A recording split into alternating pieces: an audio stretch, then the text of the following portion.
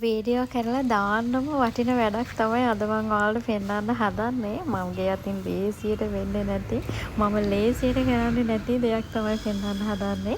මට හිතුණා මල් පැල ටිකක් අරන් ගිහලා හිටවමු කියලා. මොකද මම සාමාන්‍යයෙන් මල් පැල එහෙම හිටවන්න කැමති නෑ. මං හිටවන ඒවාගේ මල් හැදෙන්නේ. ඉතින් මං එහෙම ආස නෑ. කොකටත් කමක් නෑ කියලා මල් පැල ටිකක් ඔන්න ගත්තා. දැන් ඒකත් උස්සගෙන ගෙදර ඇවිල්ලා තමයි තියෙන්නේ. ඔයාලා දන්නවා ඇති අර කරඳ කියලා කියන්නේ ඒවා ගේ ඉස්සරහා හිටවනවා නම් ගොඩාක් හොඳයි. ඒ වගේම තමයි ඉද්ද පැල. මම ඉද්ද පැල 3ක් විතර හිටවලා තිබ්බා. ඒකෙන් දෙකක් වස්සට අහු වෙලා සවුත් වුණා. ඉතින් එකක් ඉතිරි වෙලා තියෙනවා. මගේ එහා පැත්තේ තියෙන මේ පැලේ තමයි ඔය මං හිටවන්නේ කරඳ පැල. ඕවා ගොඩාක් හොඳයිලු ගේ ඉස්සරහා හිටවනවා නම් ගෙදරට හොඳයිලු. කියන්නේ සෞභාග්‍ය උදා වෙනවා කියලා තමයි කියන්නේ. ඉතින් මම දන්නේ නැහැ. එහෙම කියනවා. ඒක හොඳයිලු. ඒ නිසා තමයි මම කරඳ පැල දෙකකුත් තව ගෙනාව සේපාලිකා පැලයකුත් කැලණි තිස්ස පැලයකුත් ඉද්ද පැල දෙකකුත් ගෙනාවා. ඔය මගේ එහා පැත්තේ තියෙන ඉද්ද ගහ ගොඩක් ලොකු වෙන එකක්. මම දැන් ගෙනල්ලා තියෙන ඉද්ද පැල ටිකක් අර බට් ඒ කියන්නේ පෝච්චි වල තමයි ඒක හැදෙන්නේ. පොඩි කියන්නේ වැඩි උස යන්නේ නැහැ. පොකුරට හැදිලා ගොඩ මල් හැදෙනවා. ඉතින් මම දැක්කේ මල් කඩේ තියෙද්දි මං ඉද්ද පැලයකුත් ගෙනාවා. මම ඔය හිටවන්නේ කැලණි තිස්ස පැලයක්. මම අර එහා පැත්තේ ඔයාලට පේනවා ඇති මගේ දේව පිළිම දෙක තියෙන තැන. කැලණි තිස්ස පැල දෙකක් මං ගෙනල්ලා හිටවලා දෙනවා. ඒක දෙපාරකට තමයි ගෙනාවේ. ඒ නිසා තමයි එක ගහක් ලොකුවටත් අනිත් ගහ පොඩියටත් තියෙන්නේ. ඒක ලොකු වෙලා මල් හැදෙද්දි මට ආස හිතුණා. ඒ නිසා ඒකේ මල් හැදිච්ච නිසා මම තව කැලණි තිස්ස පැලයකුත් ඔන්න අද තව එකකුත් ගෙනාවා. එතකොට ඔක්කොම කැලණි තිස්ස පැල 3ක් තියෙනවා. ඊට එහා පැත්තේ තියෙන්නේ අර වත සුද්ද පැල. අර චූටි චූටි මල් පෙන්නේ අර බට් නිකන් වට්ටිය වගේ පෙවෙන්නේ. අන්න ඒ වගේ පැල තමයි මේ පැත්තේ තියෙන්නේ. ඉතින් මං හිතුවා කරඳ පැල දෙක ඉස්සරහම ගේ ඉස්සරහම ඔෆිස් එකත් මගේ ගෙදර මැද තියෙන ඉඩ කොටසේ කරඳ පැල දෙක හිටවමු කියලා. එක කරඳ පැලයක් සෙට් වෙන්නේ ඔෆිස් එකේ දොර ඉස්සරහටම. අනිත් කරඳ පැලේ මම මුලින්ම හිටවපු එක තියෙන්නේ ගෙදර ඉස්සරහා. ඒ කියන්නේ ගෙදර ප්‍රධාන දොර ඉස්සරහට වෙන්න තමයි මේ කරඳ පැලේ තියෙන්නේ. ඊ අතර මැදට තියෙන්නේ කැලණි තිස්ස පැලේ ඉද්ද පැලේ. ඔන්න විදිහට තමයි ඉතින් ගෙනාවු පැල ටික හිටෙව්වේ.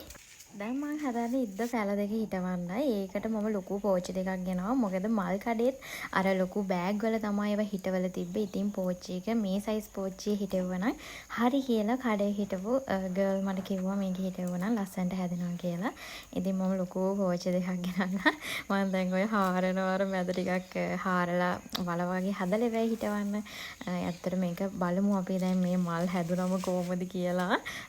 මම මේව හිටවන්නේ සාස්තු කරන්න රැක බලා ගන්නම් කියලා හිතලා තමයි බලමු මල් හැදෙනවද කොහොමද වෙන්නේ කියලා. මේක මේ හරියම ලස්සනයි. ගහ පිරෙන්න මල් හැදිලා තිබ්බ එතන තිබිච්ච දෙකේම. ඉතින් මමත් ඔන්න පැල දෙකක් උස්සගෙන ආවා. හරි ගියොත් මල් හැදුනොත් තව ගෙනල්ලා හිටවමු කියලා හිතාගෙන. හරි. දෙයනේ කියලා එක පැලයක් හිටෙව්වා. දැන් අනිත් ඉද්ද පැලෙත් අපි හිටවමු අනිත් පෝච්චියේ. ඒකත් ඔය විදිහට බලක් හරගෙන ඒක ඇතුළට මල් පැලේ දාලා ලස්සනට හිටවන්න තමයි තියෙන්නේ. හරිද? දැන් ඇත්තට මට මේ වීඩියෝ එකේදී වොයිස් කරද්දී මම සතුටු වෙච්ච දෙයක් තමයි මගේ නකුටු කොණ්ඩේ වැවිලා. දැන් මම සාත්තු කරන ගමන් තමයි ඉන්නේ කොණ්ඩේට. ඒත් මට එක දිගට මම සති දෙකක් විතර සාත්තු කරා. ඊට පස්සේ මට සති 3ක් විතර ආපහු සාත්තු කරන්න බැරි වුණා. මගේ වැඩත් එක්ක මම ගොඩාක් බිසි වෙලා හිටියා.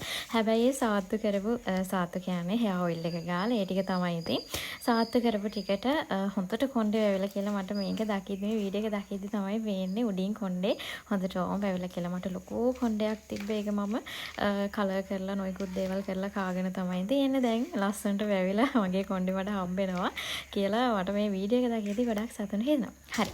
ඒකෙන් වැඩක් නැහැ. ඔන්න මම දැන් ඔයාලට හිතනවා ඉතින් මෙයා ජීවිතේටවත් මේකකින් කරලා නැති වැඩක් කියලා මේ. ඕ මට මේ උදැල්ලකින් එහෙම මට එහෙම වැඩ කරලා මට පුරුදු නැහැ. ඇත්තම කියනවා නම් ලොකු වැඩක් තියා පොඩි වැඩක්වත් මට මේ උදළු වලින් කරන්න බෑ. ඕකත් ඔය දැන් බාගෙට කරලා ඊට පස්සේ අපි මාළි තමයි එතනින් එහාට ඔක බාරගත්තේ. ඔක පොඩක් වට කරලා දෙන්නම් කියලා. ඇත්තටම මම කිසිම වැඩක් කරන්න නැතුව ඉඳලා මගේ ඇඟ හොඳටම හොර වෙලා තියෙන්නේ.